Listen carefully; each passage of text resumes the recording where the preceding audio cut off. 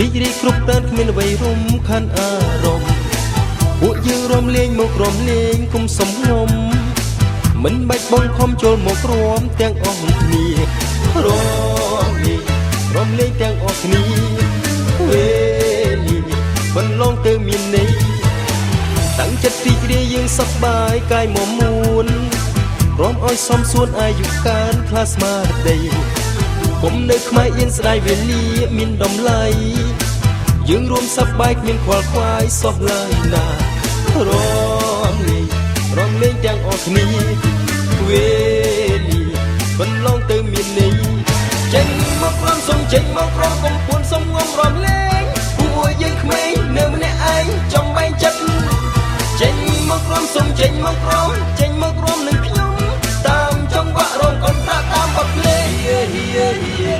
តាំងចិត្តទីជ្រាយយើងសប្បាយកាយមមួន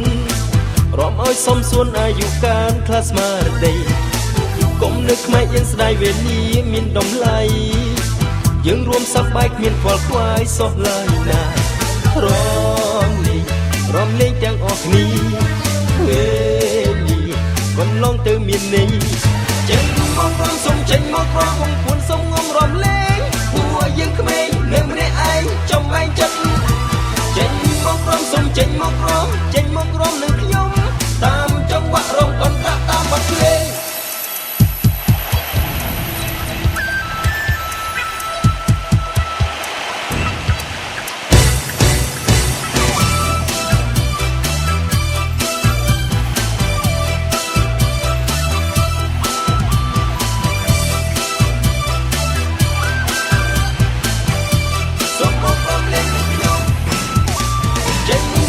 សុំចេញមកព្រមគុំសុំងំរំលែងពួកយើងក្មេងនៅម្នាក់ឯងចំបែងចិត្តខ្វល់ចិត្តតែចេញមកព្រមសុំចេញមកព្រមចេញមកក្រុមនឹងខ្ញុំ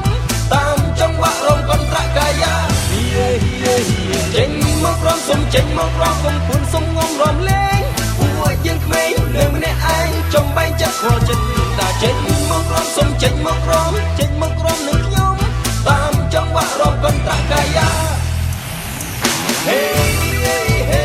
គុំពួនសុំងំរំលែងចំបែងចិត្តខ្វល់ចិត្តតាចេញមករំនឹងខ្ញុំរំកន្ត្រាក់តាមបទភ្លេង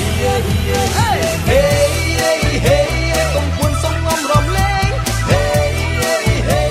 ចំបែងចិត្តខ្វល់ចិត្តតា